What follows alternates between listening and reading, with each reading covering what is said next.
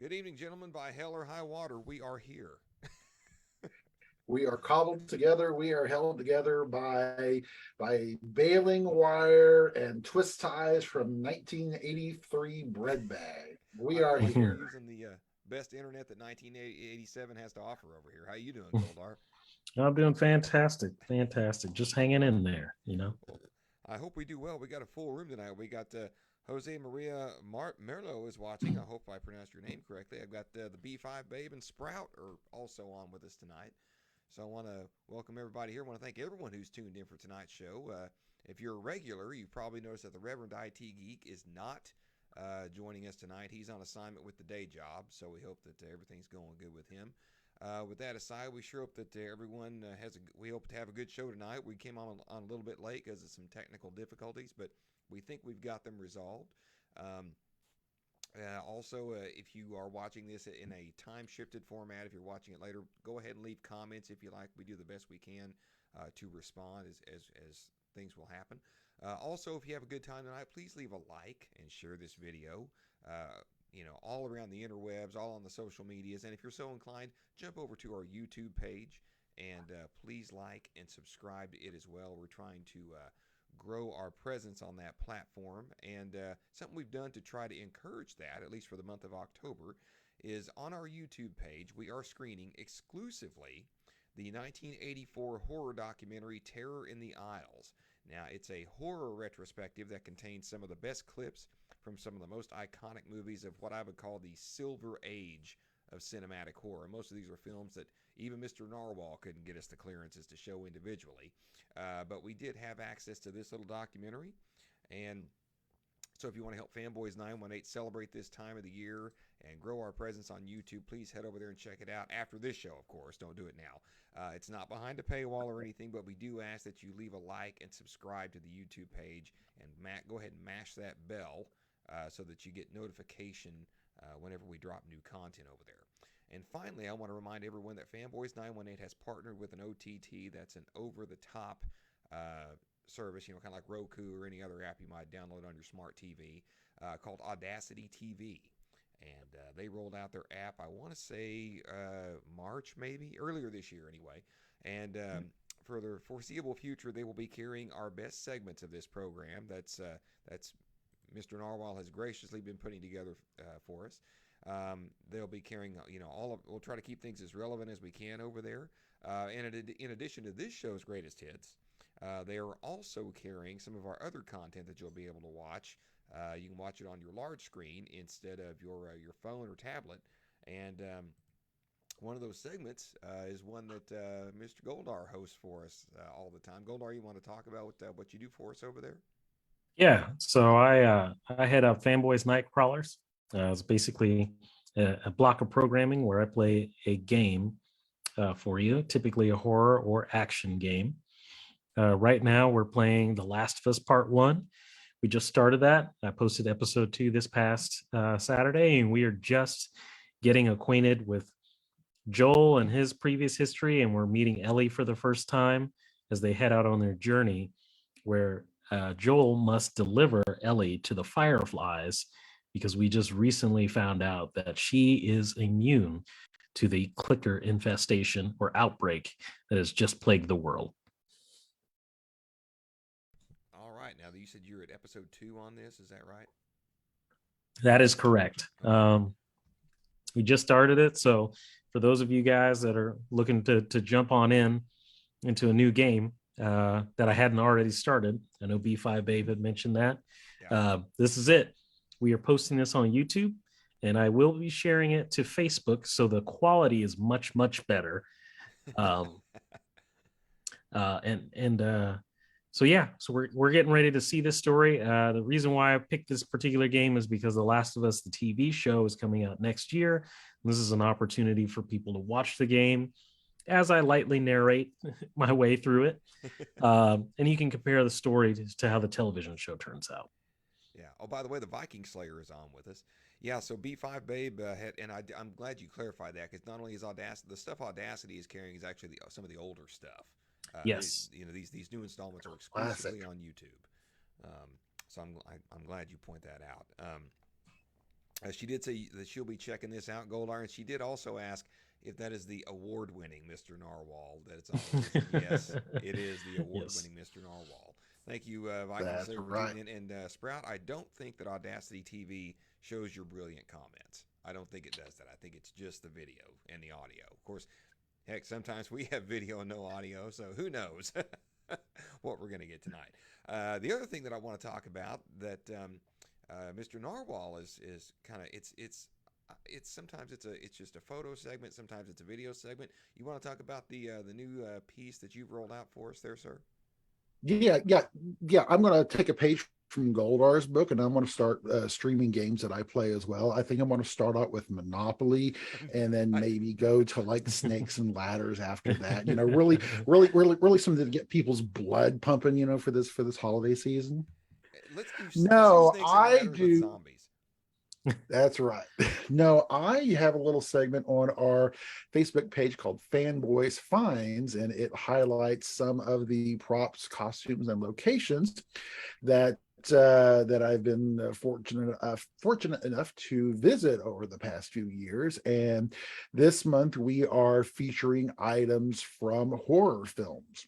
And this week's entry in honor of Halloween Ends that comes out tonight. I have the Michael Myers costume and mask from the 2007 Rob Zombie version of Oh, Halloween okay. posted onto the page. See, now I do have to say that that mask looks the least like William Shatner It of all the does. ones we've It seen. does. But I got to tell you though, even with it being in a glass case and in a museum, the lights are dark and stuff. Just walking up to that damn thing. I mean, it's spooky as hell. Just seeing it standing there, in a display. Where was this? Where'd you find this? This is at the Museum of Pop Culture in Seattle, Washington. Okay. Yeah, I knew you went there and you said you had a lot of stuff from there, but wow, I didn't know they had that too.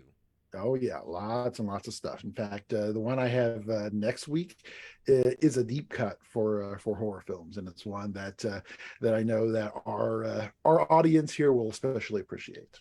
Well, Sprout's a little concerned because he says he's not allowed to watch horror film. That's horror films, Sprout, not horror films. That's I wouldn't imagine your wife, that Mrs. Sprout, would allow him to watch horror films, but That's right. That's right. Horror films comes up in November. That's sort of the ones that we're showing there, and that will be behind the paywall. So yeah, that'll be Fanurism Freaks. It'll be the name of will be the name of that's that right. There we go. I'm kind of liking that. Maybe we can rename the fangirl takeover Fanurism Freaks. We will not mention that to them. The Somebody fanboys freaky deaky. yeah, we'll we'll do that in post production. We'll call it. So, oh my God, we're already losing control of the show. Lastly, I want to talk about our Friday night block of programming. Now, as everybody knows, Sci-Fi Friday always goes on hiatus for this month, and in its place, we have brought back a little segment that we did last year and got some great response, and that is Friday Night Stalker. That's right, gang. Fanboys918 for the month of October is screening episodes of the vintage 1970s horror series Kolchak the Night Stalker, or is it Kolchak? We can't really decide because I don't think the writers or even the actor can decide if it's Kolchak, whatever. Last week we kicked things off with the original 1972 film that started it all, The Night Stalker, and he was Kolchak in that one. And we will be following up this week with his 1973 sequel, The Night Strangler, and I believe he's Kolchak this time. Anyway, reporter Carl Kolchak, pick your pronunciation, this week finds himself in and under Seattle investigating a series of grisly murders where the prime suspect may be over 100 years old. Now, once again, the Viking Slayer and I will be hosting this event, and due to some technical difficulties we had during the recording of the segment, there will be no after show tomorrow, but we will be bringing that back the following. Imagine that, Fanboys918 with technical difficulties. So again, if you're a fan of this vintage show or you are discovering it for the first time, tune in tomorrow at 7 p.m. for the second installment of Friday Night Stalker, The Night Strangler. So I would love to say that that's the end of all of our feckless shilling. Okay, but we all know that it's not. Uh, because lastly, we have something that Mr. Narwhal has put together for us. We've been asked repeatedly by certain folks if we could, start maybe selling some swag or maybe creating some stuff that has our logo on it. And I got to say, we've heard you. And Mr. Narwhal has pretty much come through for us. And I'll just, I'll let this little segment that he's put together speak better than me. What is this place? What is it that you do here? Merchandising. Merchandising? What's that? Merchandising. Come, I'll show you. Come, walk this way, take a look. We put the name on everything. The t-shirt, the lunchbox, the breakfast cereal. Kids love this one. Merchandising, merchandising, where the real money is made.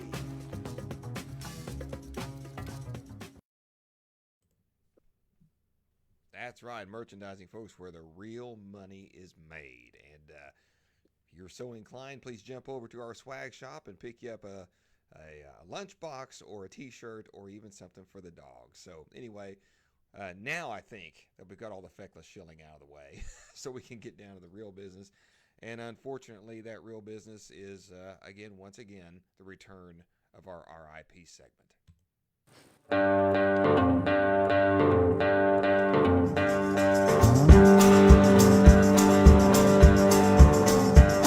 Don't sing if you wanna live long. They'll have no use for your song. You're dead, you're dead, you're dead.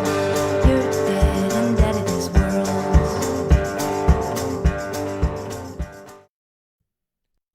That's right, folks. Unfortunately, we have another RIP segment this week. And for those that have not heard, accomplished stage and screen actress Angela Lansbury passed away at her home. She was 96 years old.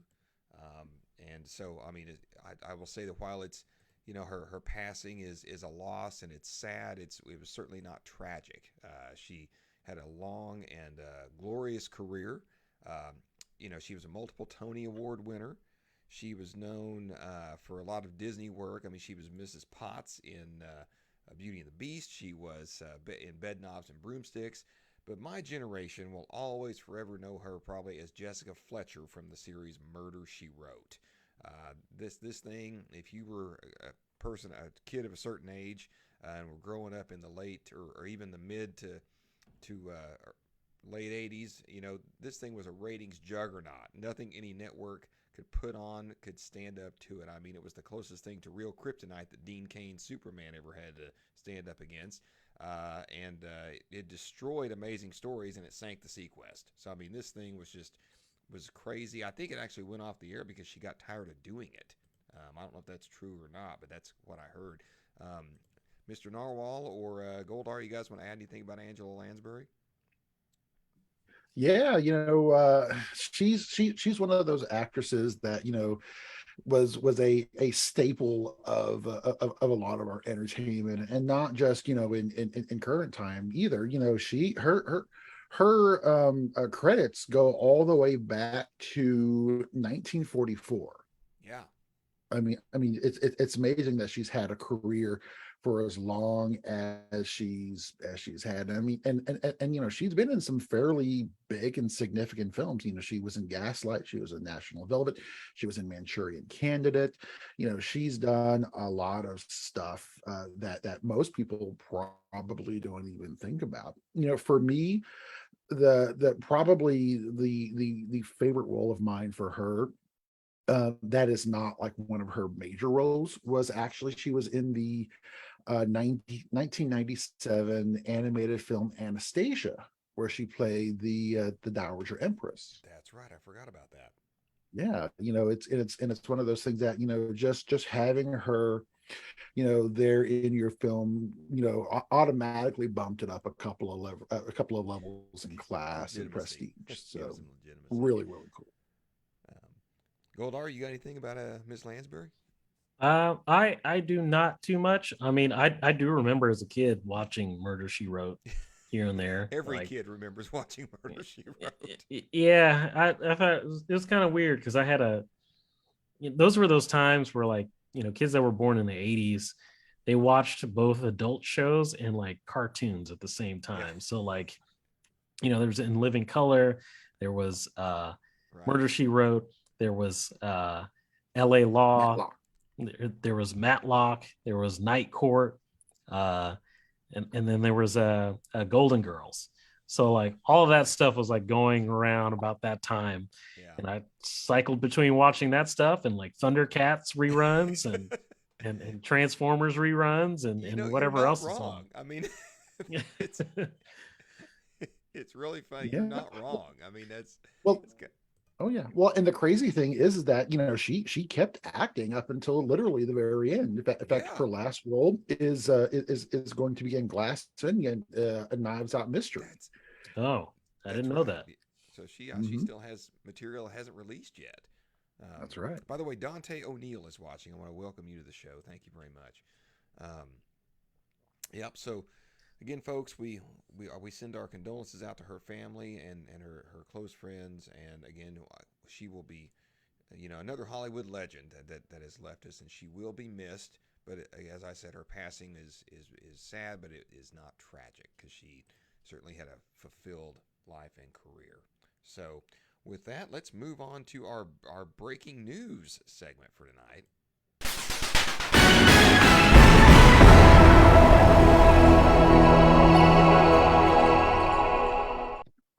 And the item we have under breaking news is I don't know who all knows, but last night Black Adam began holding its first screenings. I believe they had its premiere. I want to say it was in New York, and Yep. they, of course, every time they do this, I guess the first thing I want to point out is, that they have the review embargo has not lifted yet. I don't think It has not.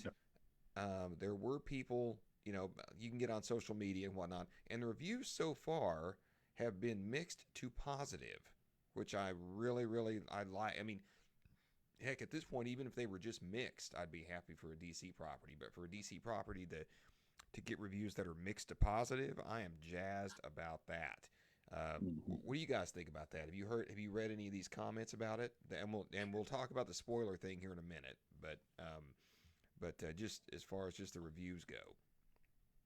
Yeah, I've read a few things from the reviews, and basically people are saying that while it's not the greatest DC movie that we've ever had, they say that the performances are pretty good, the script and the story is so from what I've heard. And of course, you have to remember that typically the people who are giving out these reviews at this point, they are they are the professional reviewers and the people in the industry who are there for the premiere, and they've seen the handful of screenings that have happened at this point for the different members of the press. So they're typically not going to be effusive in their praise, and they're not typically going to be over the top and talking about how incredible the film is by and large.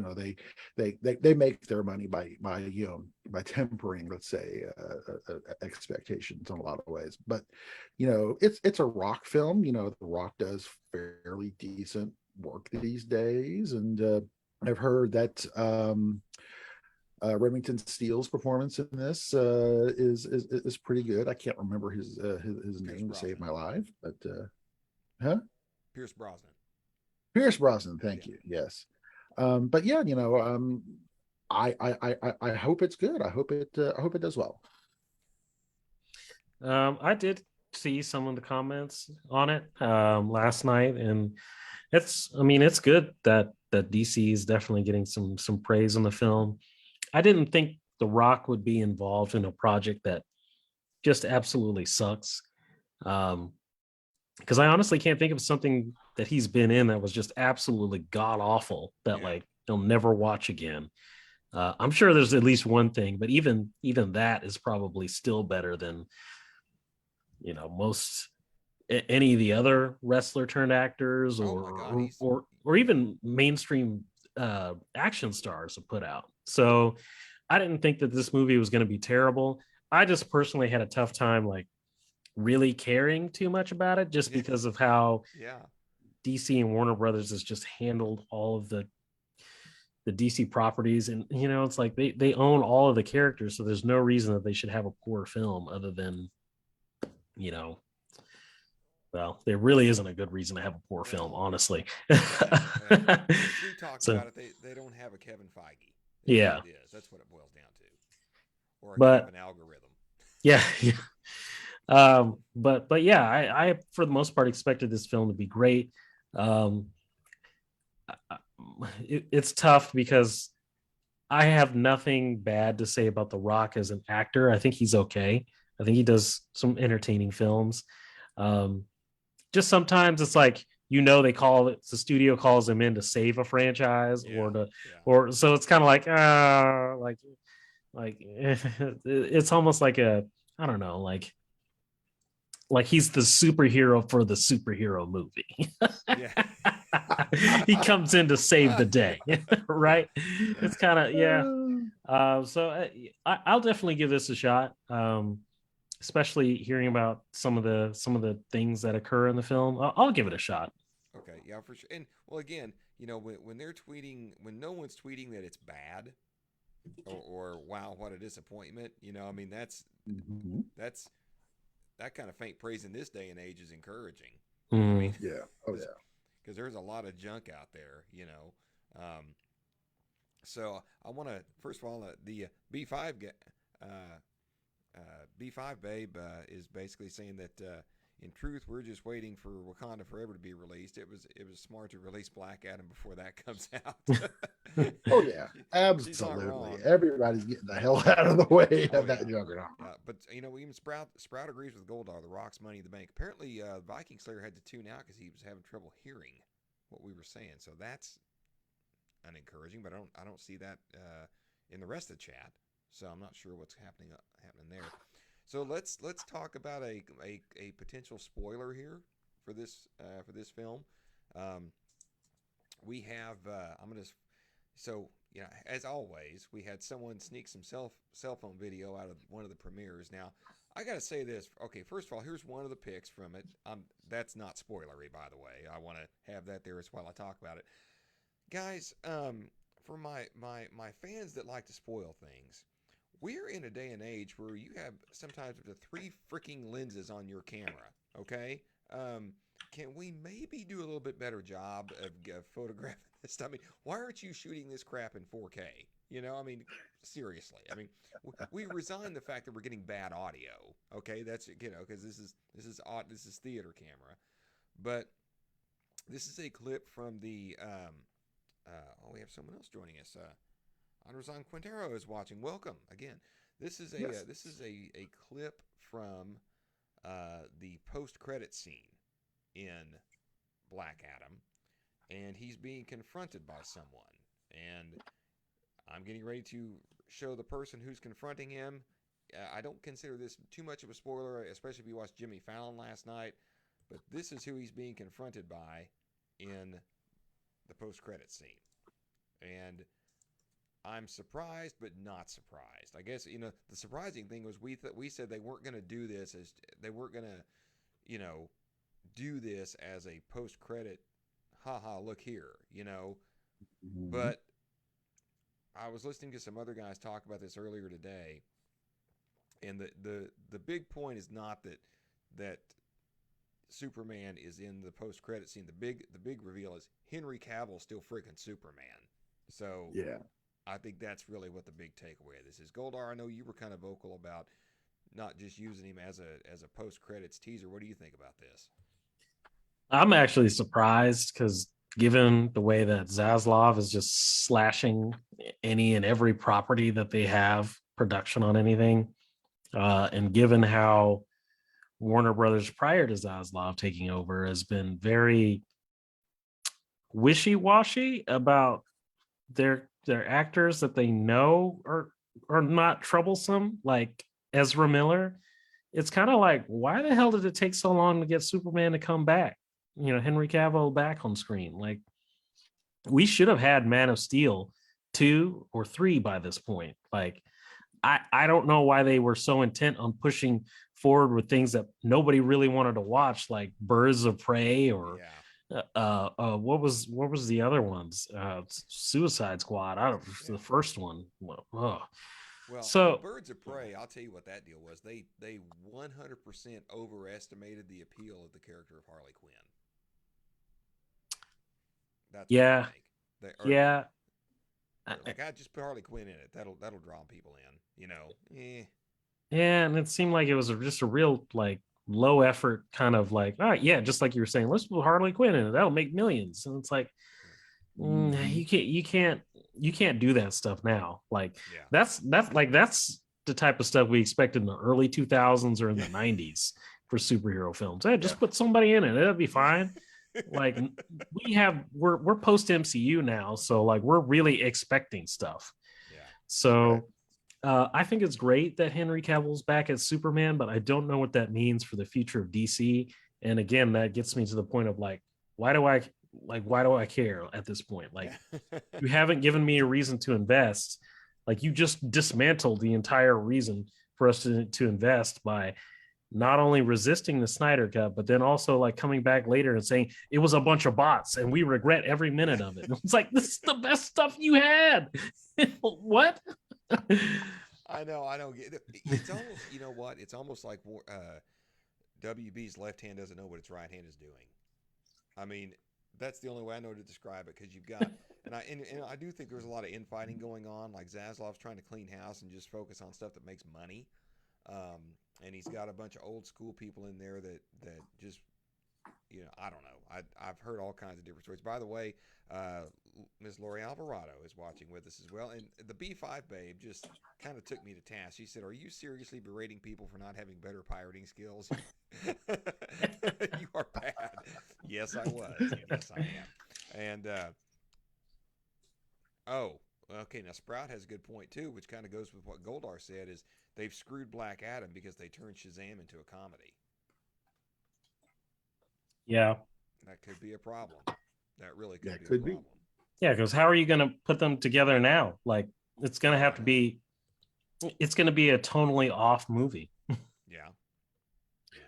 Well, you know, truly, we really don't know what the tone of Black Adam is, right? You know, because from some of the little clips that I've seen, it looks like it does have some humor in it. You know, it looks like it does have some likeness to it. So you know, I don't really know that we have a firm tone yet for this. You know, The Rock typically these days he typically doesn't really go much for these super serious kind of projects. So I would not be surprised if this one actually had a fair amount of comedy in it. Of course, obviously not to the level of a Shazam or God forbid, you know, a Thor 4, a Thor Love and Thunder. But I'm also definitely not expecting this to be a Zack Snyder Grimfest. Oh gosh, no. I think what they're trying, you know, what they really need to do is strike some kind of a middle ground. By the way, Armando Vega is watching. Thank you very much for being on with us tonight. Yeah. One of the things that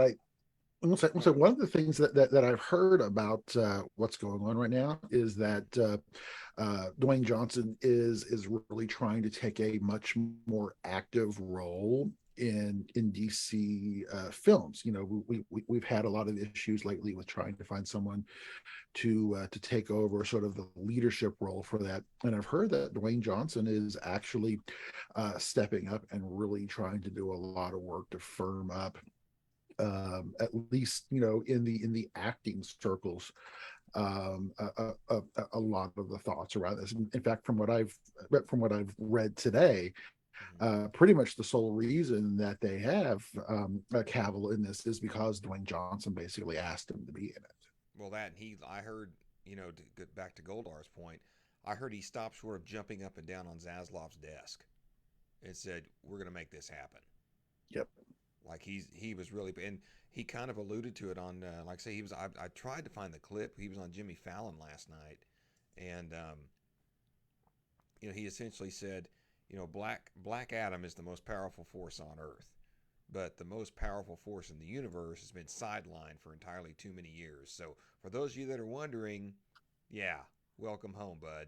I mean, it's like, okay, you're going to look Mhm. right at the camera and say that, and people aren't going to know what you're talking about. So, Yeah. Yep.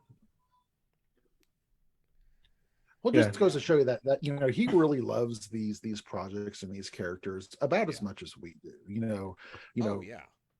He is he really is one of us. To a certain extent, he really is. Oh, yeah. Yeah. And, people that sign promoting Black Adam at CinemaCon, they're like, The Rock looks really big on screen, but when you see him in person, he's freaking huge. I mean, they're like he is so gigantic. He's like a giant of a man.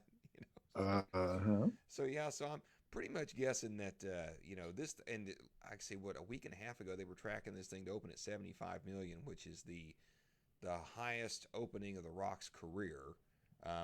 I bet if this thing's good, guys, it'll beat that. I mean, if it opens and it's just a crowd pleasing popcorn movie, and I think it's going to do better than that, but we'll see. And honestly, I think this leak might actually help the film in the long run because Oh. it's really sort of gotten some excitement out there about it, and the fact that it's like yes, we're finally getting some action behind this. We're finally getting some thought and some common sense behind this. Oh yeah. I think it's going to be good. Goldar, you think it's going to be good? Yeah, I think it'll be good. I mean, the bar is, I don't want to say it's like super low for DC because it's not terribly low. Like they still have some decent movies. Like, so as long as here's the bar with DC is like they've got some good movies and then they've got some really bad movies that are like through the floor, like drilling down, Acme drilled to China kind of bad, right? So as long as it's above those, yeah. you can't really go wrong. Yeah. So I would agree with that. Yeah. so I think it'll be good. I mean, I dump on Sony, but as long as it's better than what Sony's doing with Spider-Man characters, Yeah, I mean, I was gonna say if you want to look at actual track records, the DC films have better box office receipts than the Sony verse at this point. I mean, yeah. I mean, the two Venom films did do well, and of course, Into the Spider-Verse is universally loved. Mhm. But Oh yeah. Man, Morbius is so divisive. It's people either love that movie or I'm not talked to anyone said it was okay. Like people either freaking love it or they freaking hate it.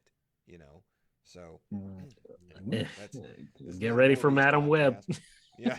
Oh God, I don't know what to think about this. I'm like, should I be excited about this? Should I? I don't know. I mean, when you open with stuff like, well, we're completely reconceiving the character, that's not helpful. That is not getting me excited. Something No. I am excited about, well, I have tempered excitement, is something that, we talked about that Black Adam's going to be the biggest opening of The Rock's career. Something else is going to open big this weekend if the numbers are right, and that's Halloween Ends. It's tracking for a big $50 million opening, and I believe Mr. Narwhal looked up, it's against a $20 million budget. I mean, Yep. that's a payday, man. That is a payday waiting to happen. And Well, the fact, oh, go ahead. Go ahead. I was going to say the fact that it's going to do that much money when it's doing a day and date release on Peacock means that there's a lot of people out there that think Peacock sucks. I mean, I just can't believe it's going to do that well, especially since, the last film is considered divisive. Mhm. I liked Halloween 2018 and I really enjoyed Halloween Kills. I know that a lot of people had problems with it, but I really enjoyed it. Now, the one thing that I have heard or seen about this, I think it's they're having their first screenings of it right now.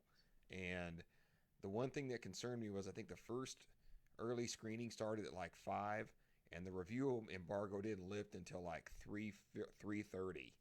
So it's like, okay, are you worried about spoilers or, because a lot of times when we see that there's a review embargo that doesn't lift until very, very late, it means that there's issues with the film.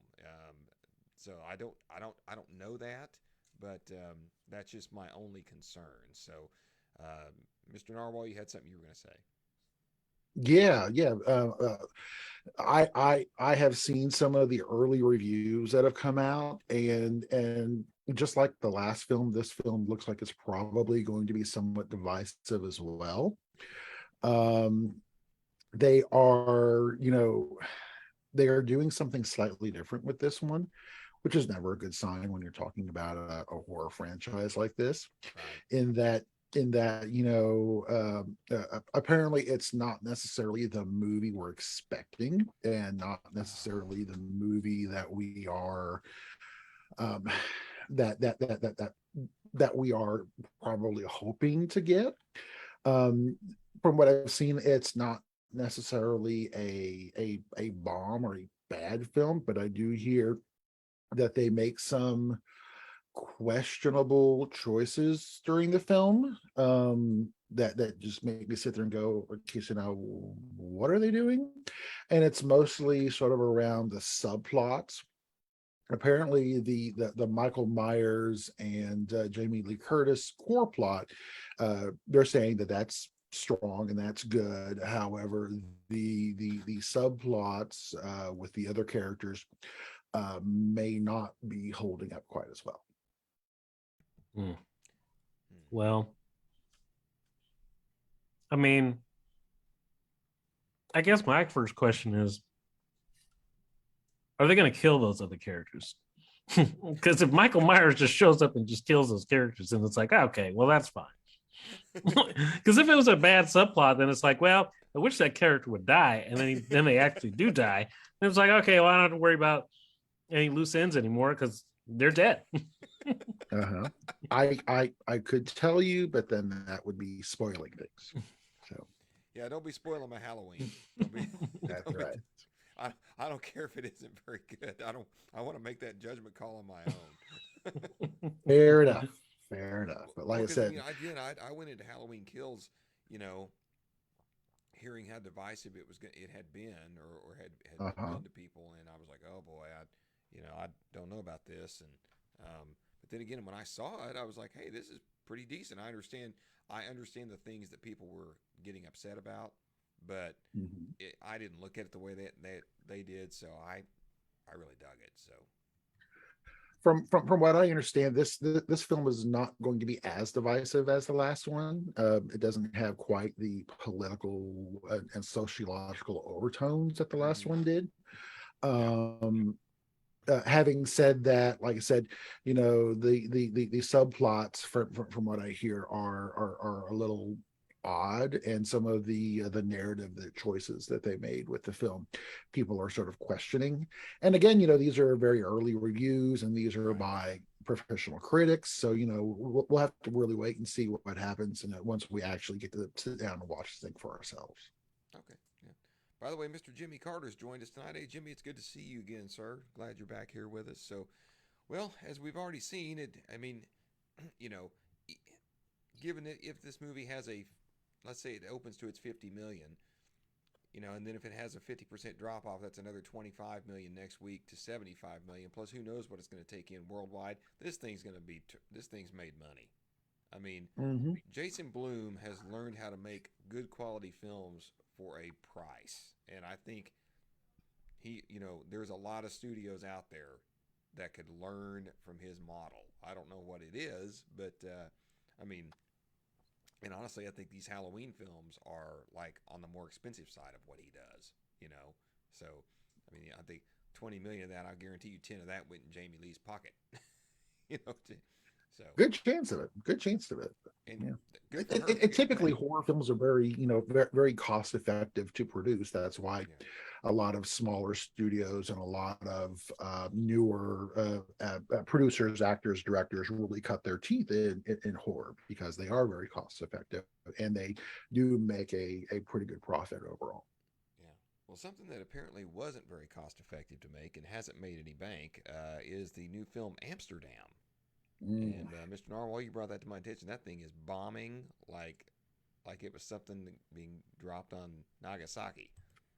Oh yeah, this one, may not be necessarily be a record breaker in terms of bombs, but for the movies that we've seen in the past few years, this one's up there. So Amsterdam is done by David O. Russell. It stars a pretty large cast. It's got Margot Robbie, Christian Bale, John David Washington, Taylor Swift, Robert De Niro. I mean, it's got a massive cast.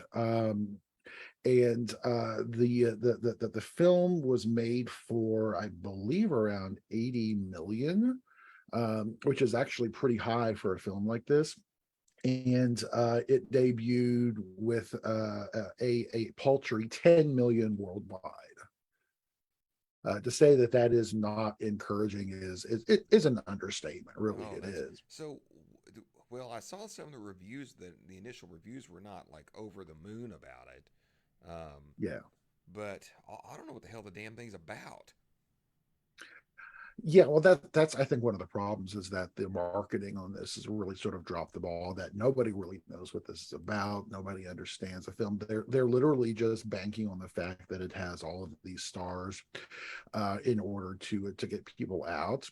And the director David Russell, he is known for these kind of prestige pictures that have a lot of Oscar buzz and a lot of cast in it. The last few films that he's done are things like American Hustle, Silver Linings Playbook. He did I Heart Huckabees. He's done a lot of these sort of big Oscar bait kind of films. Yeah. But here's the thing, right? We're in a completely new paradigm right now. All of these films that we're talking about, they came out in the middle part of the 2010s. Completely different economy for films now. And just the fact that we are looking at sort of a new model of film, that people aren't going to go to the theater to see these kinds of films. These films are more intended for streaming or for video on demand. People aren't going to go to the theater to see something like this at this point. Plus, then you have the fact that the budget for this was originally supposed to be about 50 million, but then with all of the COVID costs, they were supposed to start production on this in 2020. It got pushed back a few years. They wound up having to move the production from Boston to LA, which added a good 30 million on top of everything else. But even when you look at all those kinds of numbers, just the fact that this film is opening much lower than they had even anticipated, because they were anticipating a very small opening for this film, but it's even sort of underperformed by what they were expecting. So. But that's the thing, these kind of films in this new economy just aren't really effective for theaters at this point. Theaters are went to Netflix. Yeah, exactly. Exactly. I'm sorry, right. Goldar, were you gonna say something? Oh yeah, I honestly I don't know what this movie is about. I think I've seen a trailer before it, but I the only thing I can remember is that Christian Bale's in it, and he's got weird hair and a fake eye or something. And like three people are trying to like clear themselves of a crime that they've been falsely accused of or something to that effect. Yeah, I mean, it's a wonder sometimes. I'm sorry. So here's the plot from IMDb, and I'm reading this directly from the site. Okay. The film was inspired by the business plot, a 1933 political conspiracy in which wealthy American businessmen and bankers plotted a military coup to overthrow President Franklin D. Roosevelt and replace him with a fascist veterans organization headed by blah blah blah blah blah. So basically it's a big like political kind of wacky thriller that I can sort of now see why they didn't really try to explain this thing in the marketing, because people will go, okay, that's stupid, I'm not going to see that shit. Yeah. Because everybody loves having politics shoved down their throat in their entertainment these days. Because we know how great that's worked out for a lot of folks. Yes. So this is a wonder sometimes, like how certain films get made. Because I would have just probably read the script of this. I'm like, this is boring. Nobody wants to watch this. Like, I almost wish like studios would do it. And correct me, Mr. Narwhal, if I'm wrong on this, but I seem to remember that Snakes on a Plane came about by people just randomly voting for like a movie to be made, and Pretty much. the audiences essentially got to pick how the plot went and then how the ending went for it. And I'm kind of like, why don't we do that again or do that more? Like, I realize, like, audiences are just kind of like fickle or a little inconsistent and just all over the place. But I almost feel like for what we're getting, lately for like movies, I feel like this might be a good plan for them to start considering, like, what do the audiences want to see? Let's just make that and see how that goes. Dude, that's crazy talk. Yeah. That shit people want to see. That's crazy. I know. But here's Like- the thing, right? You've always had sort of that duality of film, especially here in the States, where you have the big blockbusters that people actually pay to see and that people enjoy. And then you have the Oscar bait films that the actors enjoy acting in because they're meaty roles and the directors like them and the writers like them, and they get Oscars, which is prestige for the studios. And you've always had both of these different sides that are continually clashing up against each other. And now we've reached the point, though, where the profitability model for these high-end, Oscar bait films just isn't there for the theatrical releases, or at least not a wide theatrical release. Yeah. And I think that's something that the studios are going to have to start coming to grips with, especially considering how much cachet the Oscars have lost over the past 5 years, that people just don't really care about that anymore. I don't know, man. They sure cared about this one for all the wrong reasons. Well, maybe that's what they I should have do. so Maybe wanted they to put should a have video like, smash that like and have. Well, maybe that's what we should do. We should have the next Oscars a broadcast produced by the WWE. We can really lean into this, right? Yeah. Actually, that might be interesting. If that's the case, Black Adam is Best Picture. I mean, That's right. It's like, oh my God, it's Dwayne "The Rock" Johnson coming up, and he's got a steel chair. And Black Adam wins Best Picture 3rd year in a row. you know what? I honestly think audiences would enjoy that much more. Yeah. Now the movie stars and all the people that vote on stuff, they would hate that. Like, they'd be like, yeah. "Oh, this is so beneath me. Oh, where's my millions of dollars so I can swim in it like Scrooge McDuck?" Oh, like they would hate that. But the rest of us that are normal people that don't make millions of dollars would definitely enjoy that, because like it's refreshing from the stuffiness of like prim and proper and these we're gonna give the best picture award to a movie that nobody watched. And probably isn't that entertaining. Yeah. But I mean, every once in a while the Oscars do produce they bring a filmmaker to in the spotlight who does go on, like Ryan Coogler. He did Fruitvale Station. I mean, but what did he use that cachet for? I'm gonna go make a Marvel film, and then I'm gonna go make a Creed film. He's not still making Oscar paid. But again, right there used to be a time when you could have Oscar-worthy material that was also entertaining. I mean, Yes. not that Creed should have won an Oscar, but it was a damn good film, and it was well acted, and it was entertaining. And the first Rocky, by the way, did win an Oscar. So Rocky's not exactly a boring film. I lost all faith in the Academy when they gave the Best Picture to Annie Hall over Star Wars. I knew at that point, in my little 6-year-old brain, that this was not a good thing going on. So, but anyway. Enough about Amsterdam not performing, which wasn't really a surprise that it didn't perform. But something that was a surprise that I just watched last night that was freaking amazing that I've got to recommend is Werewolf by Night. Oh my gosh, I've never been so happy watching something and so surprised. I mean, is it the greatest Marvel thing ever? No. But it is really good and really entertaining. and I think the whole 1940s Universal monster movie vibe that the whole thing has to it only adds to its appeal. Um, I know that all three of us on the show tonight have seen it, and it was again, it's not the greatest thing Marvel's ever done, but it was a nice palate cleanser, a nice change of pace. It was all the things they try to do with some of these projects that don't ever work, and this one seemed to work out pretty well. I guess because we knew it was a special, that that it was kind of held to maybe a different standard, but. One of the things I liked about it was the whole 1940s vibe. And by the way, Michael Giacchino can direct a damn movie. His scores never disappoint. But he was actually very accomplished director. He knew where to put his camera. He knew what to get the performances out of his actors that he wanted.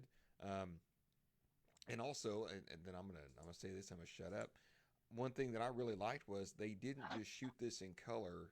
If you know anything about cinematography, they didn't just shoot this in color and turn it black and white. They lit this thing for a black and white 1940s noir type, shoot. So I was really happy with it. Goldar, what are your thoughts on it? I thought it was great. I was very surprised by it. I didn't see this coming as far as how much I'd enjoy it, given that it was only an hour. And we've been introduced to Marvel characters either at a minimum 2 hours, film format, or recently up to six hours for a 6 episode, or nine episode 30-minute blocks. So I wasn't sure what I was going to get going into it. The trailer looks pretty good, but just given how phase 4 has just been kind of all over the place as far as like quality goes, and not necessarily like production quality, because production quality for the most part for Marvel it's been fantastic. It's just the story quality. What are we getting out of this? But I enjoyed it. I thought it was fantastic. I really wish there would have been a little bit more development for our main character Jack.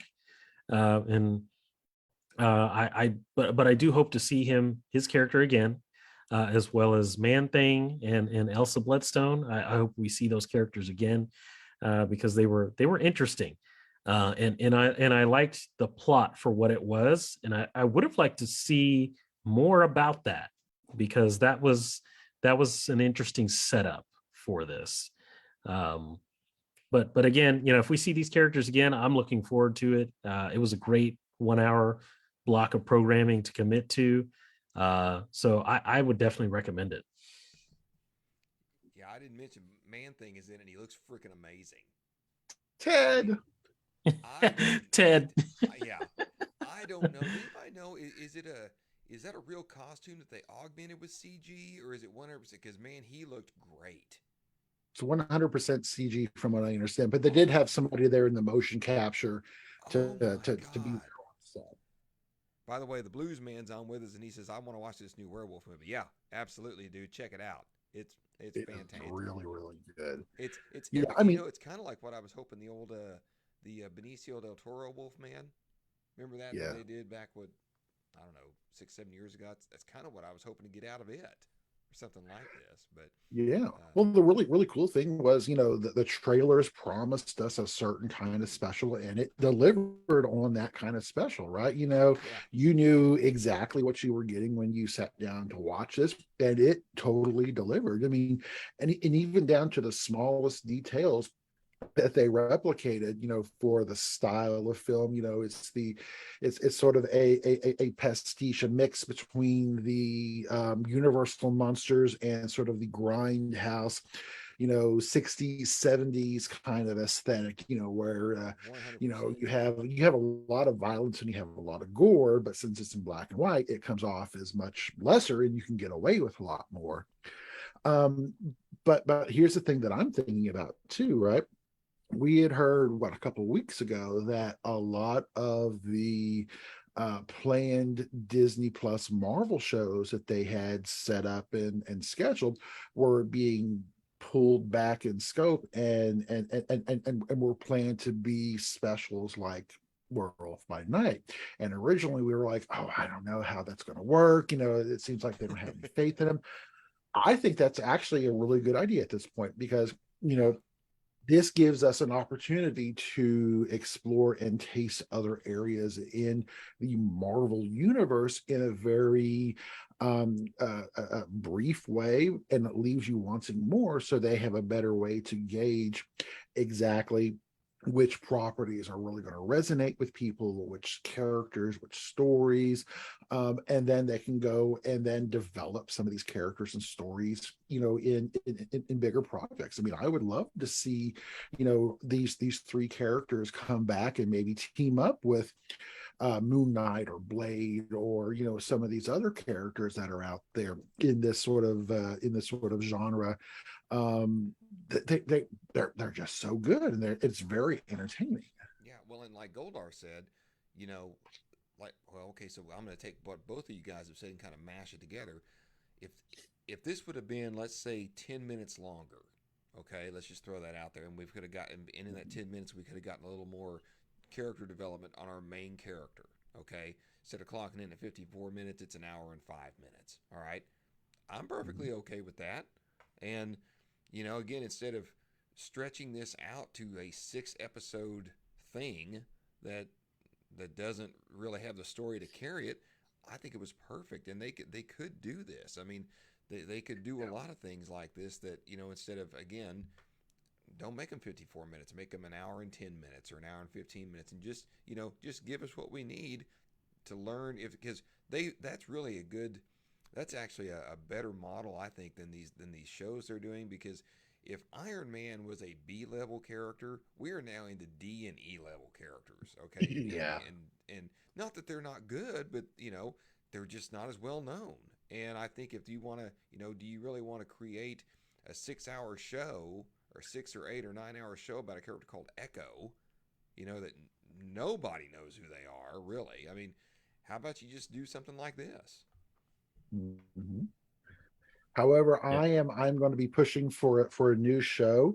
I will give a lot of money to make the show happen. I think it should be Man Thing and Groot, and they can call it Groot and Ted's Excellent Adventure. That's perfect. Whole damn thing's gonna be subtitled. Well, Yeah. yeah, you don't have to spend any money in actors. It's all CG. That's true. Oh my gosh. You guys Listen. were watching tonight. If this comes out, I'm expecting a check, Disney. Okay, Damn that's all Skippy. I'm saying. I'll take just some of that Disney cheddar. Put Fanboys918 account, buy some swag with it. I don't care. So, but I do want to jump onto something that Mr. Narwhal did bring up, and I was looking for a chance to segue to it, but he brought it up, so I'm gonna dive right in. One of the things that this movie features, again, if you watch the trailer, this is not spoilery, it's not giving it away. The trailer indicates that present at the Bloodstone Mansion that night are all these famous monster hunters, and we're there kind of having the plot's kind of a cross between the Most Dangerous Game, and some treasure hunting type stuff, and all these great renowned monster hunters are there, except probably the most renowned monster hunter in the entire MCU, and that is Blade. And I thought, this would have been a good movie for Blade to show up in, or a good special, I guess, for Blade to show up in, and especially since I don't know when the hell we're going to get Blade at this point. Matt Dobson is watching. Hello there. Welcome on, Matt. So, because we talked last week about how Blade they lost their director, and that, that the shooting that was going to start, I believe, next month in November is not going to happen. Well, now the whole thing's been yanked from its release schedule, from the Marvel release schedule. We don't know when it's coming out. And as a result, they've started moving all these other movies around, and they've pushed other things back and whatnot. So, again, what's your guys' take on this? Are they moving these other films around because they just need to fill the release date slots, or are they moving them around because very specific things were going to happen in Blade, and now, because this stuff's so interconnected, they're kind of in free fall. What do you think? I mean, it's tough to say. I hadn't quite heard that it was totally removed from the release schedule. I had heard that it had been pushed out a year. Oh, that very well could be. I mean, that could be the latest news. So They're hoping to do it, but it hasn't been confirmed yet. But at the moment, it is not given a firm release window at the moment. Gotcha. Yeah. So I think what's happening here is not necessarily critical things happening with Blade, because from what I heard, the premise was that Blade was going to face off with Dracula. That was allegedly played by Anthony Starr, who is Homelander on The Boys. That's what I've heard, just from rumblings. I don't know how true any of that is. There's literally been nothing that's confirmed about what's going on, except for Mahershala Ali is in the movie. well, at least for now he is. At least for now, right? I mean, I've got video running of his announcement. He was announced as Blade in 2019. Yeah. It's like, come on, guys, really? Yeah, but you got to remember there is the pandemic in there, so that sort of takes out like an 18-month chunk that they probably weren't able to do much. True, but they didn't. But have a even script, then, they didn't have an idea. I mean, well, they had an idea. It just so happens that their idea apparently sucked, and so now they've gone back. They've thrown out their script, and from what I hear, actually, Mahershala Ali is actually very involved in the writing of the new script. So whether or not that's good or bad, we'll see. But it does sound like he is committed to play the role at least. Okay, because that's going to be. I don't want to lose him. I mean, that's my thing right now. Is everybody's saying, well, he's getting older. Like shit, I just want him to play the part. I mean, these guys sign like these ironclad contracts and whatnot. But I wonder if these agents put in like these sort of force majeure type things, like, hey, for some reason Marvel can't perform. My client gets to opt out. I wonder if they do that, thinking they'll never exercise that clause, and here we are. Yeah. Well, and plus too, you have the entire debacle that we had with Black Widow and Scarlett Johansson, and I'm sure that there's a lot of reluctance, both on the studio and on the actors' parts, to reach those kind of topics again. If you've been promised a Marvel movie, by God, you're getting a Marvel movie at this point, come hell or high water. If they have to push it back a year, well, so be it, but you're still going to get your movie. Yeah, and my opinion too is maybe the cost, just like Mr. Narwhal is hinting at, maybe the cost of pushing back production a year is better than the cost of doing hours of reshoots on this film and any other film, if, like what you were saying, Geek Boy, they're all interconnected. And I feel like that's a good point. Like they are already, we have to think about too, like phase 4 has been a struggle, but it's been a struggle with good reason. Because we know that the sequence of events was supposed to be totally different. We know that Guardians was supposed to come pretty close after Endgame. That didn't happen because of the James Gunn situation. We know that COVID happened, and that rearranged everything. Like Black Widow was supposed to be first before WandaVision, and that didn't happen. WandaVision was supposed to have Doctor Strange in it, and that didn't happen. America Chavez was supposed to be in Spider-Man No Way Home. That didn't happen. Daniel Craig was supposed to play Balder the Brave in Doctor Strange Multiverse of Madness. That didn't happen. There were tons of things that did not happen the way that they were supposed to for phase 4. So I think Marvel at this point is like, we don't want to go through another phase or another series of movies where things are just all torn up and thrown off. And just like Mr. Narwhal was saying, we don't want to go through another situation where we piss off one of our lead actors because the film didn't go, or the release didn't go the way that we were hoping. We want to make sure this is airtight and perfect. And I feel like this is good, in a kind of a good thing in a way, um, because uh, Blade is a beloved Marvel character, just because for a lot of people he was really the I don't want to say the first comic book movie, because we've had several before Right. Blade, He was the first but really good comic book movie. he was the first Well, really he was the good first Marvel good comic book movie. Yeah. yes, Yeah. yes, good comic book Marvel movie. Mhm. And it was a surprise to everybody because nobody saw it coming, and then it No. came out and the trailer came and everybody's like, what the hell is this? Because just like you were saying, you know, if Iron Man's a B-level character, Blade has got to be below that. Like, he is a very 100%. very obscure character that most people did not know about prior to this point. And for him to get his movie before any of the other ones, before Spider-Man, like a good Spider-Man movie, before a good X-Men movie, all before all of that, like, that's unheard of. So Blade holds a special heart for the comic book community, and Yeah. it's got to be particularly good. And not only that, you know, for it to be good as well as Black Panther is good says a lot of things for the Black community too. Right. That Well, and not only do studios care about these characters, but the fact that, you know, they stand head and shoulders above some of their peers in presence in the MCU is a kind of a big deal. So I think it's important for Marvel to get this one right too.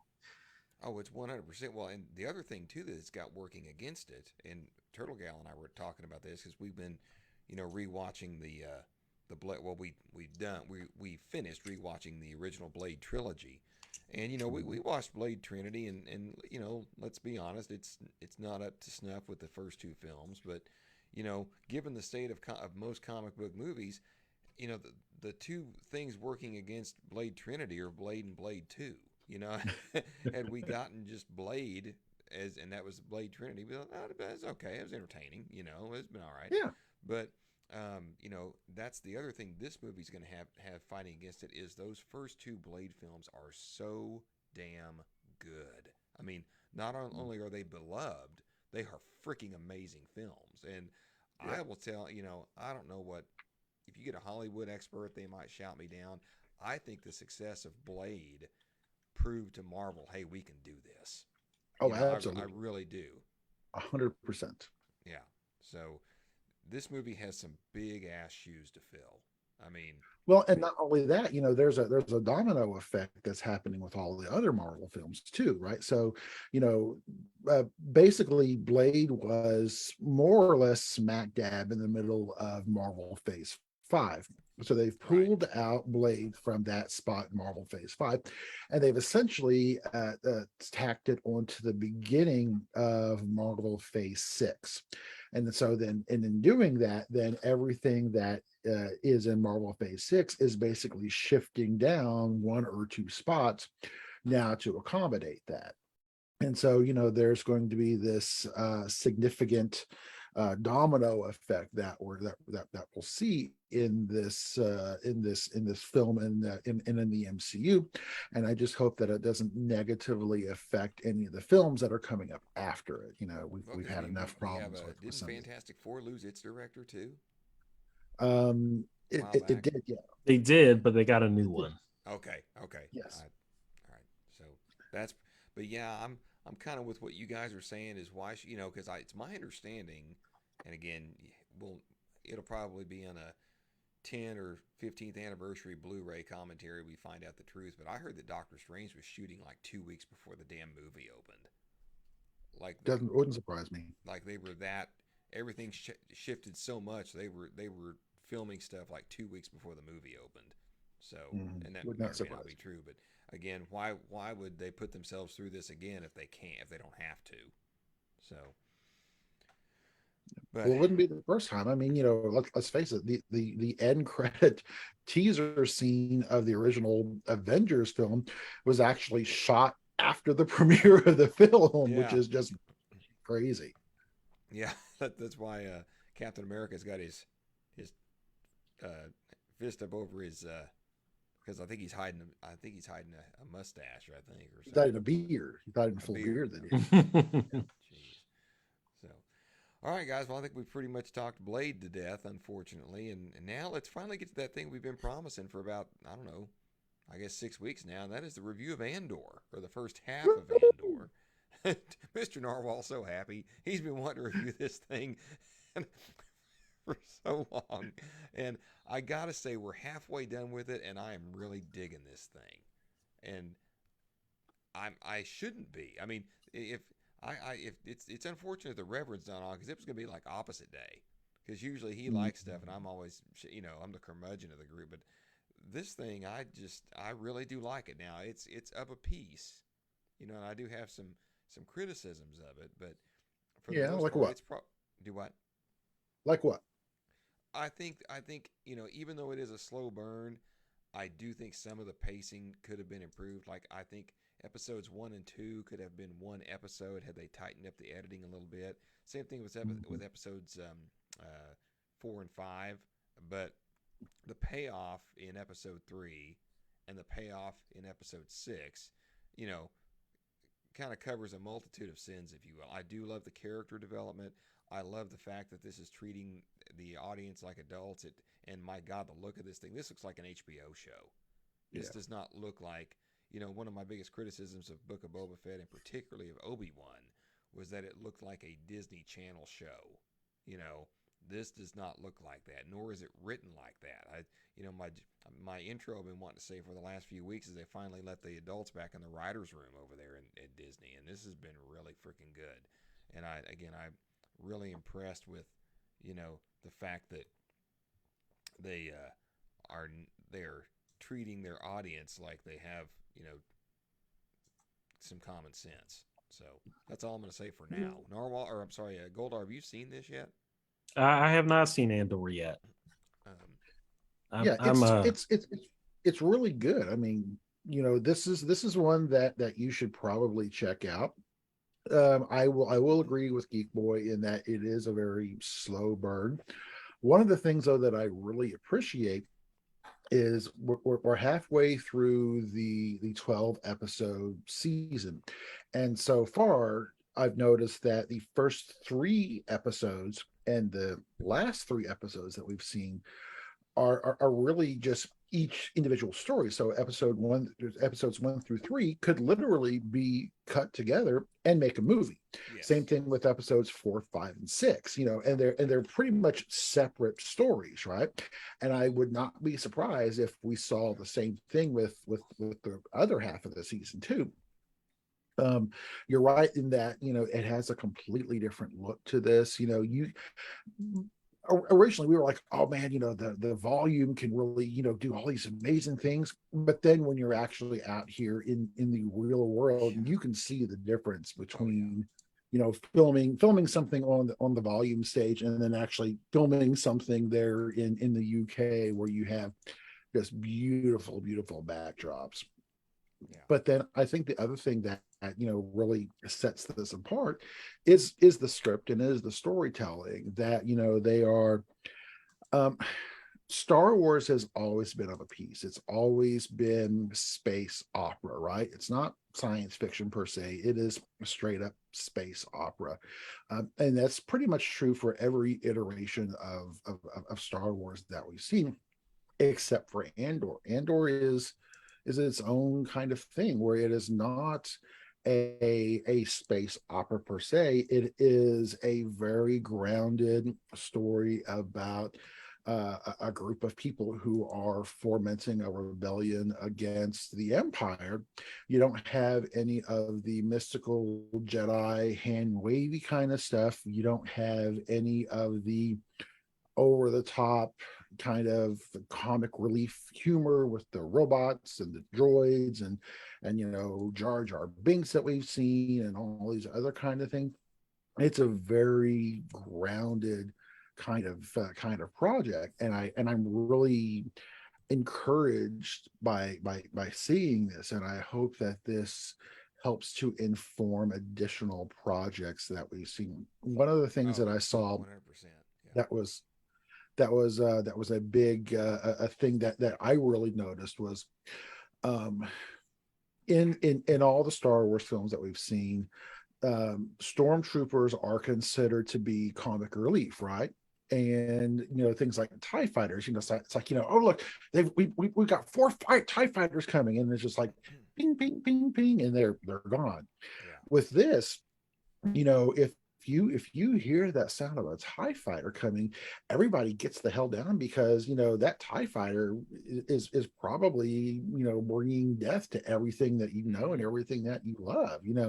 There's a real palpable sense of dread and of danger in these small in these small things that before we took for granted, and we took as comic relief, because we were dealing with this giant space opera kind of feel. And now that it's more grounded, the stormtroopers are actually scary again. The TIE fighters are scary again. Oh And my I think God, that's these are the same stormtroopers that burst into that rebel ship at the beginning of Episode 4. I mean, and the yep. same ones that Vader took with him into the Hoth base. I mean, they've made the Empire scary again. I'll agree with you that. By the way, I got a couple of comments from Jay that I want to catch us up on. He totally agrees with us on the old Blade 2 movies. Huge shoes to fill, and they must do it right with the new upcoming movie. Yeah, 100%. I mean, Jay and I actually would see Blade opening weekend, and we were just like, this will be entertaining. And we left going, what the hell was that? I'll never forget that. And he's loving Andor. Just watched the latest episode tonight.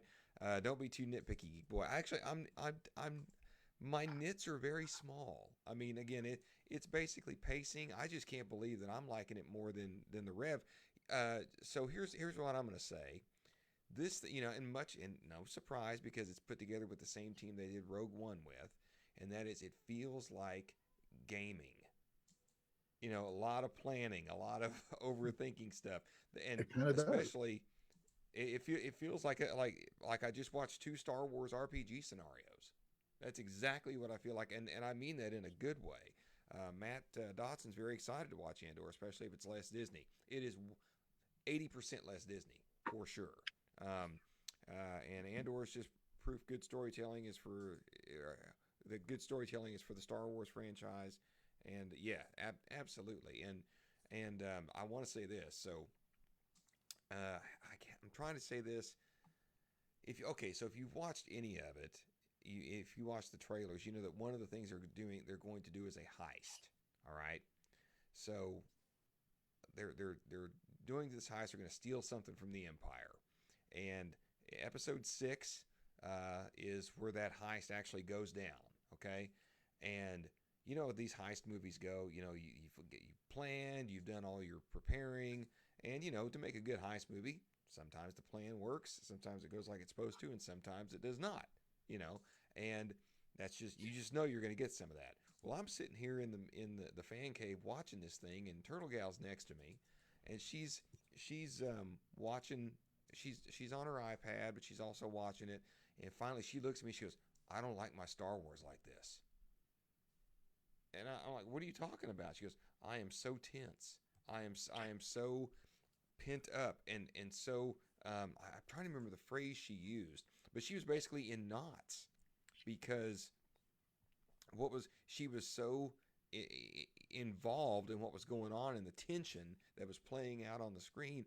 I mean, she was just having a fit, about to have a freaking fit. And to me, I'm like, I know exactly. And I'm like, I thought I was the only one feeling this way. And the music is part of it too. It's not your traditional John Williams, Wagner-esque type score. Again, not to say that it's bad. It's just it's different from what we've been getting from Star Wars. And I think this could be, again, if they continue on this way, I think it could be a very good thing.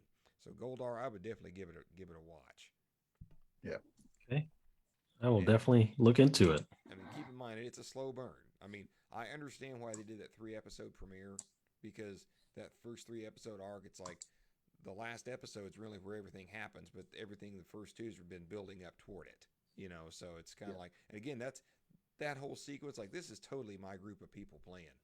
I mean, I'm watching that thing going, this is something my group would do, totally, so yeah. Well, and one of the things I find interesting about it too is, whenever they first put the show together and we're really, selling it to everyone, they're like, yeah, this one is a very self-contained story. We're not doing a lot of cameos. We're not doing a lot of stuff. some of the Easter eggs that we've seen in this series are just crazy. Some Oh, of I the know. things that they're sort of sneaking in, they are completely unexpected. But they're like, holy crap, did they just actually sort of imply that, or did they just actually show that, or Yeah.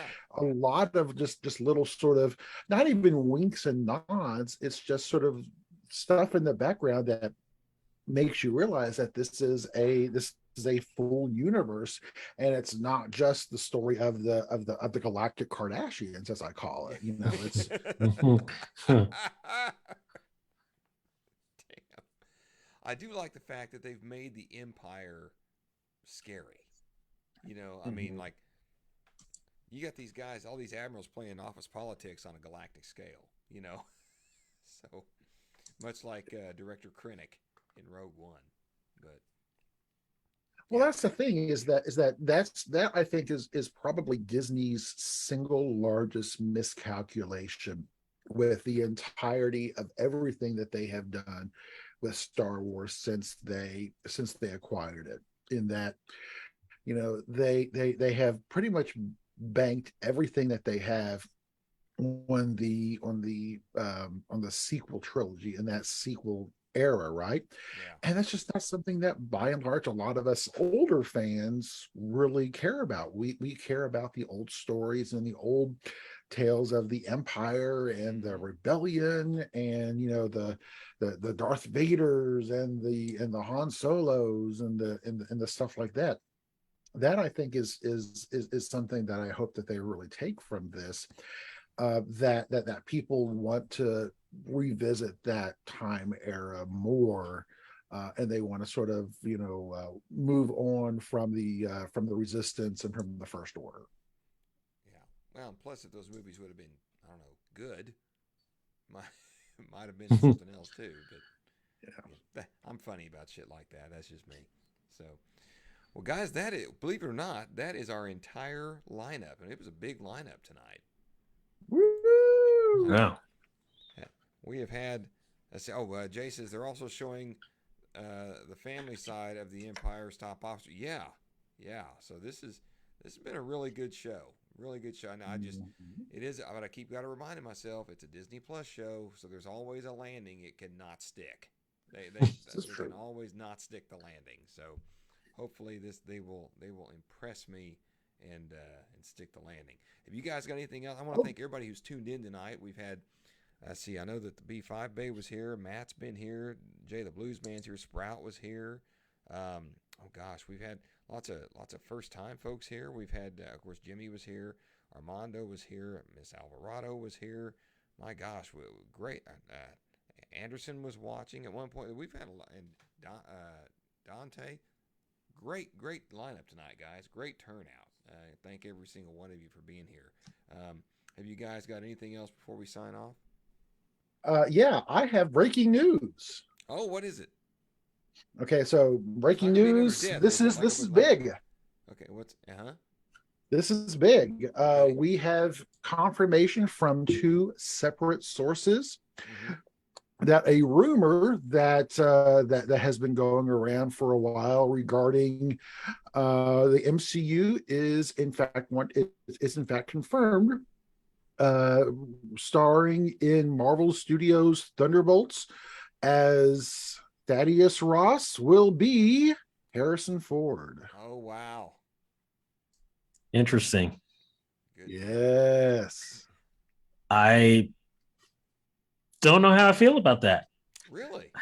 Yeah, just I don't know. Ever since I heard like rumblings of like how Harrison Ford really feels about playing Han Solo, Yeah. I'm just kind of like, do you just hate being an actor? Like, like I don't. So I'm kind of like, have they managed to get him for this?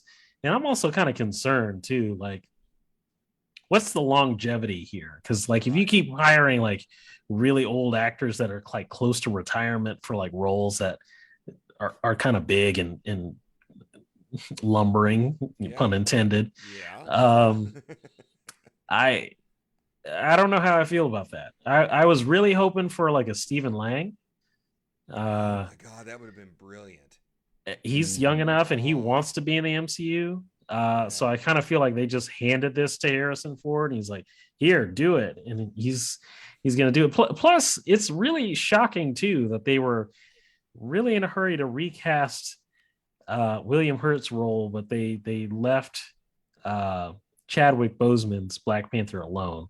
I know that there's some respect there for the character that they wanted to create, but I would have thought they would have done the same thing here as well. Yeah. So according to the reports, they had originally planned to announce Harrison Ford's casting at D23 this year. They were going to bring him up on stage with all of the other actors. Kind of like they announced the Blade movie. Damn, however, Kathleen Kennedy vetoed the idea because she did not want to take away any of the thunder from Indiana Jones 5. Okay, I can see that. Yeah, I can see that. Yeah, and honestly, I get the feeling that maybe this will be that character's last hurrah in the MCU. You know, considering that, they probably only have Harrison Ford for the one film, and for Thunderbolts, you kind of almost have to have Thunderbolt Ross, and you have to have Red Hulk in there. It's all mixed up with the name. Right. We just have to keep Harrison Ford, I think, wrapped up and hermetically sealed in bubble wrap, because pretty much every film that he's done, he's like broken bones and dislodged hip. You need to give him a life alert. yeah. I'm like, this is going to be the one that doesn't end. I mean, fingers crossed. God forbid. You know what I'm saying? Like I don't wish that on anybody. All of his acting is going to be with dots on his face, and he'll be CG going. Yeah. Well, it's just like like Goldar said about how he feels about playing Han Solo. There's a meme from like Blade Runner 2049 where he's standing next to Ryan Gosling, and Ryan Gosling's got like his long trench coat on, and it's a scene from the movie, right? Ryan Gosling's got his long trench coat on. He's holding that futuristic pistol, and Harrison Ford's standing there in like some khakis and a t-shirt. And the meme, the top line says, "Mr. Ford, it's time for your costume fitting," and the bottom line says, "Screw off."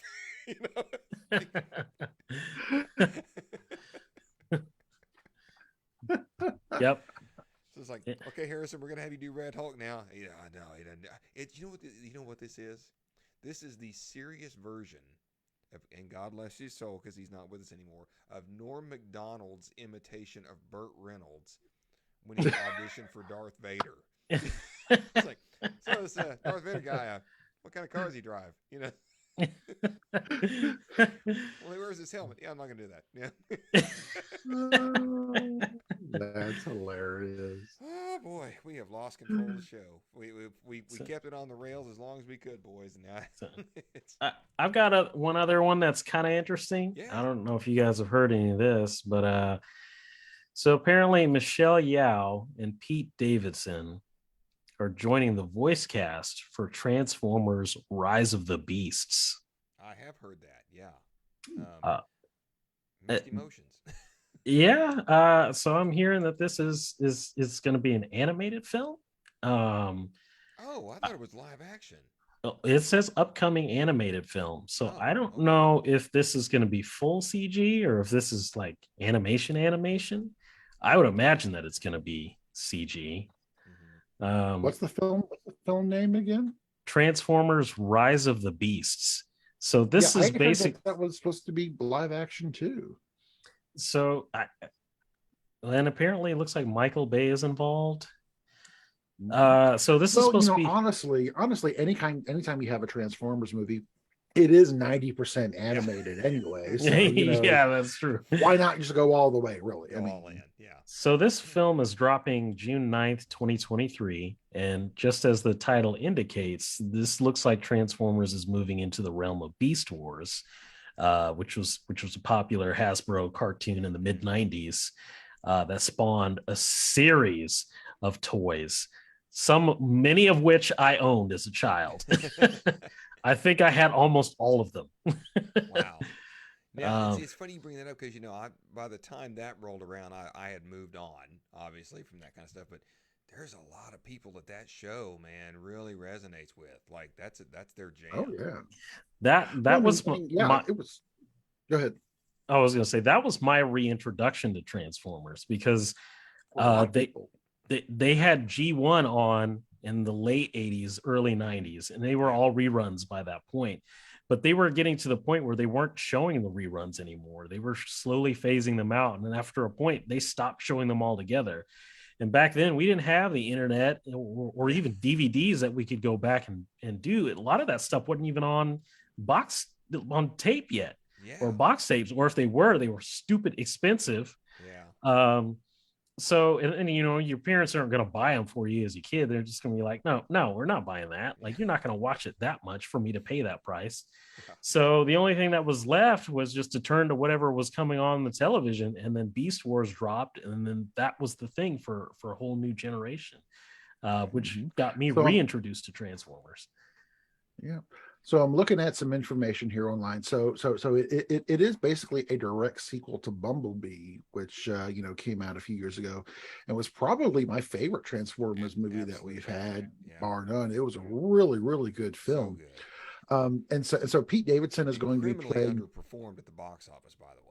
Oh Yeah. yeah, oh yeah. Well, I think people are honestly expecting another Michael Bay, mess, and what they got was much better than any of us, I think, expected.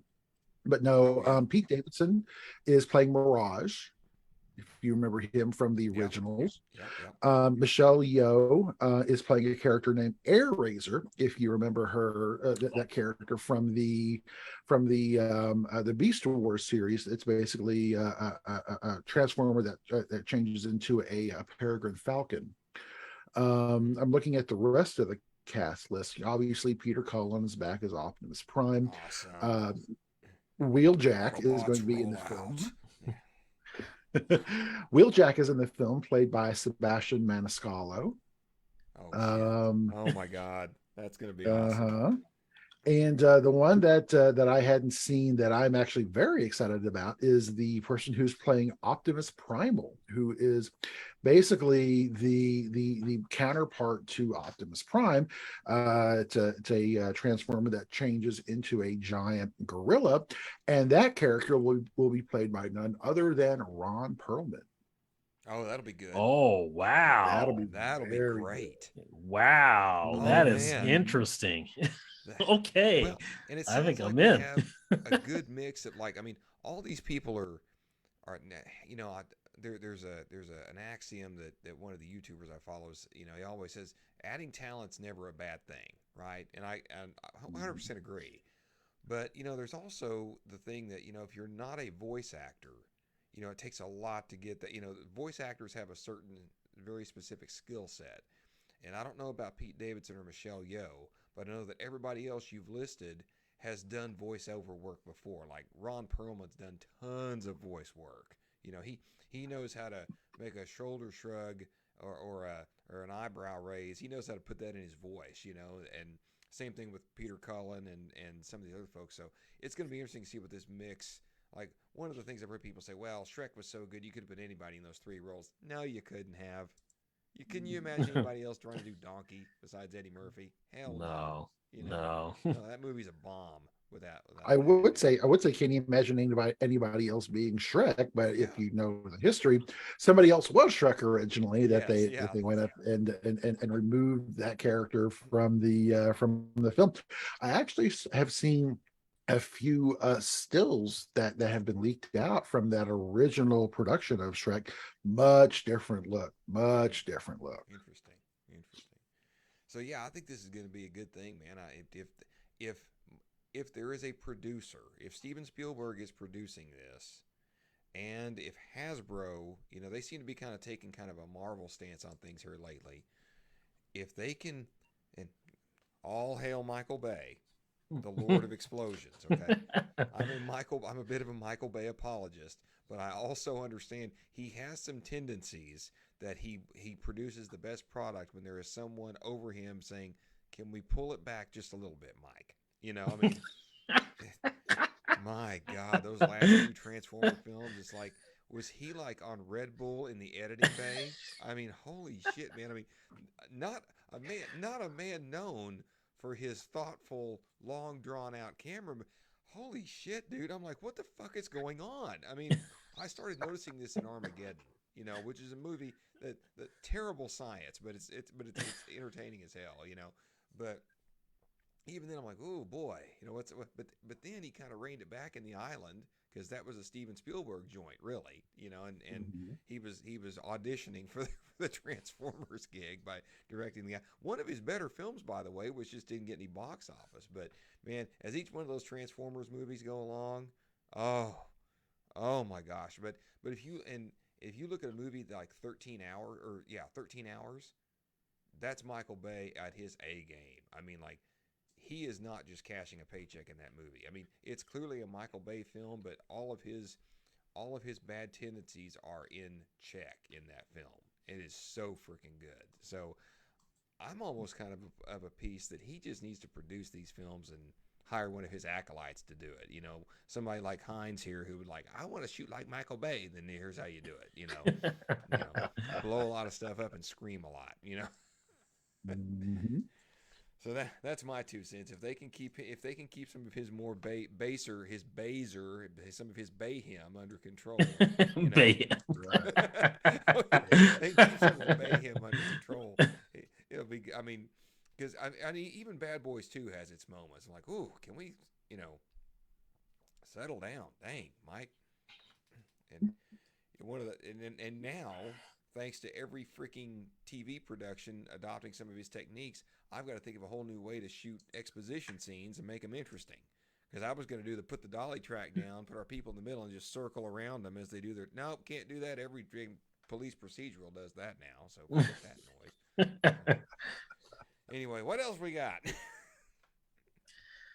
I think that about covers it. Yeah, I think that's it. Since we've been on the air.